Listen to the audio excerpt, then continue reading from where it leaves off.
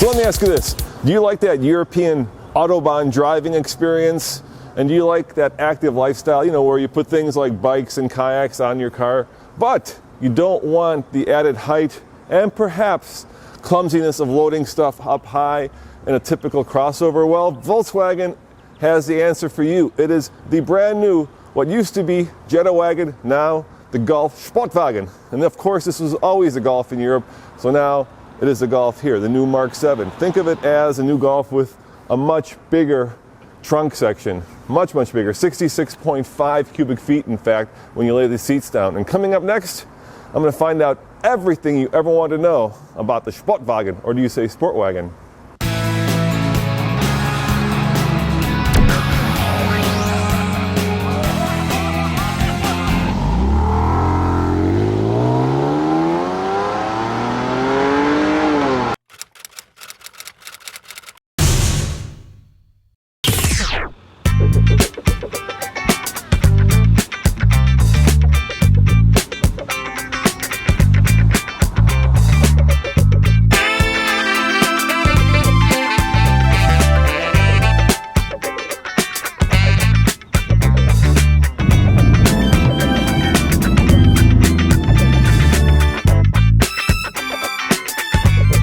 And Michael, it seems like 2 months that we did the Golf R. Yes.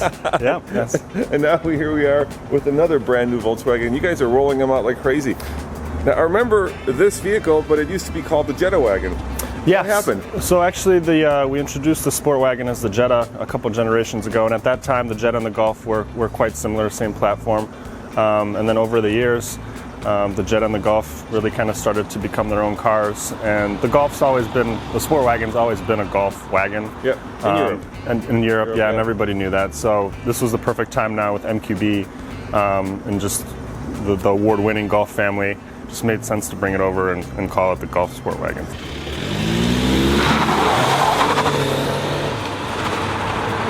Now, we have two cars here, but they're both diesels, but in fact there is a gas version of this as well. So let's start with the gas before we get to the Sure.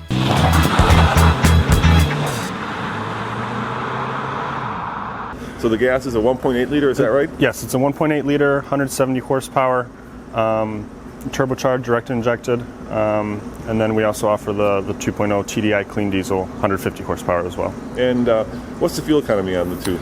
So the really big improvement is on the gasoline. Okay. We had the 2.5 liter 5-cylinder in the previous car. Now with the 1.8 liter TSI, we get a 5 mpg improvement on highway, so it's up to 36 mpg. Very impressive. 35 with the automatic, and 29 mpg combined. But if you want the really big numbers, you got to go with the TDI. Yeah, the TDI.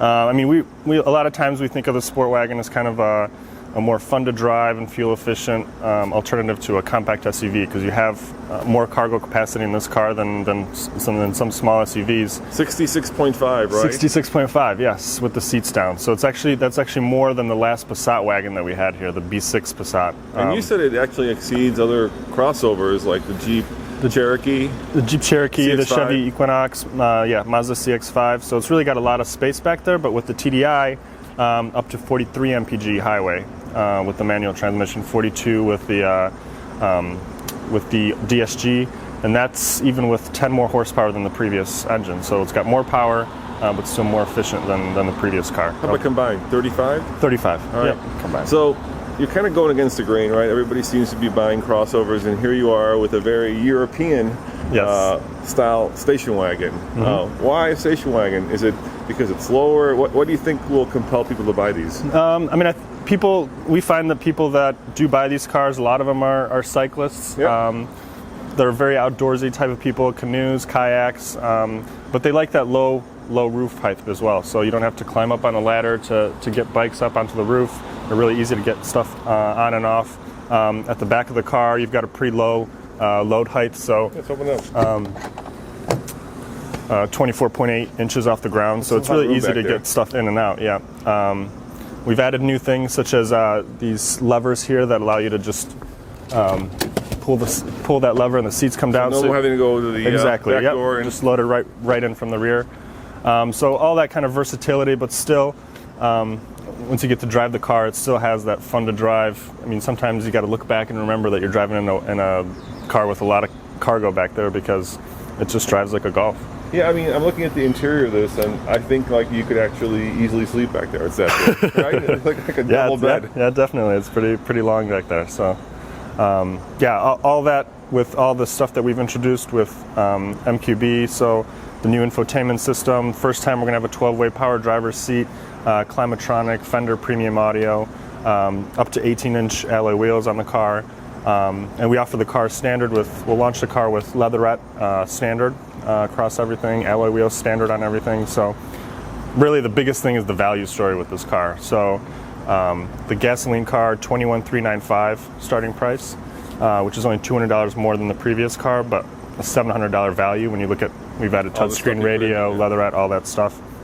And then the TDI, which is, last year we sold sport wagons were almost 80% TDI, so it's very it's the more popular choice. And we're introducing with the TDI S model, $24,595 with Kessie, rear view camera, touchscreen, alloy wheels, all that, which is $2,000 less than our outgoing sport wagon. So TDI. So really kind of opening it up to new customers that want to get into a TDI at a much lower price. But have all that versatility of that. And the interior is basically a Mark 7, right? Yep. In the front, and then with more cargo. Yeah, everything. At the back. And even the way that we offer the car, 3 trims, S, SE, SEL, very similar to Golf. All the features are pretty much the same. We get only other thing that you get that's different here is this giant panoramic sunroof. So 12.3 square feet of glass up there, so it's quite a bit. That's always a nice and thoughtful touch because if you're in the back seat, it doesn't feel as claustrophobic. Yes. When you got that huge sunroof. So I always ask this question, but it's true, right? So it's starting 21 for the 1.8, 24 almost, right? 24,595. Yep. Yeah. But what's a realistic number if somebody goes to the dealership, and you put like the glass sunroof in there? Yeah, I mean the SE, which is very well equipped with the sunroof, Fender premium audio. It depends on obviously if they want a TDI or TSI, but 26, 27 on the gas cars. Yeah, definitely under 30. The TDI fully loaded with DSG. We have the lighting package that also first time that we're offering xenons on the sport wagon.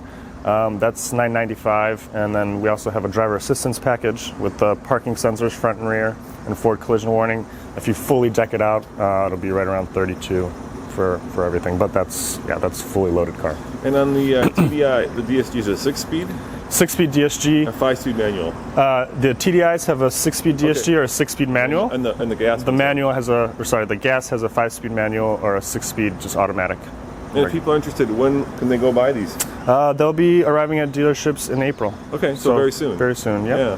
And this is a softball question. What's your favorite part of the new Sportwagen? I honestly, I really like the base TDI S model. So, I think that car is a great value.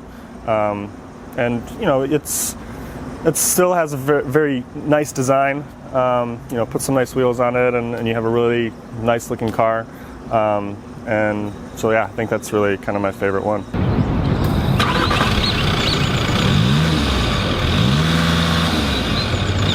What's coming down the road for these 2 wagons?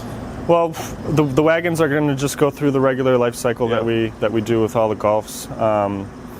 We are working on trying to bring in all-wheel drive because we know that's a big thing into the wagon segment.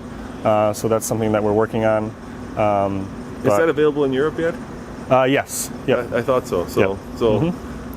Would that be a very large premium, or haven't you got that far yet in your pricing structure? We're trying to just be competitive with what the competition does in terms of price. So we want to make sure that the sport wagon still remains, very high value and very attainable. People that want all-wheel drive as well, but that's still a little bit down the line. So I was racking my brain. I was like, what does this compete with in terms of like a traditional wagon? And there isn't anything really. We have a lot of cross shopping with some interesting cars. So Subaru Outback, obviously, because it's a big wagon now. It's turned into it's more of a crossover. Yeah, exactly. It looks like a wagon, but it's tall. A lot of people still think of it as a wagon, though. So we do have a lot of cross shopping with that. Prius V because of the fuel economy and the more cargo capacity. But other than that, it really is a lot of compact SUVs. Yeah, there isn't much out there anymore. No, we're actually in we call the A segment. Wagons were pretty much the last car left. So everything else that has a wagon is either a Subaru or like a premium Mercedes or BMW. In America, people say that wagons are well, dead.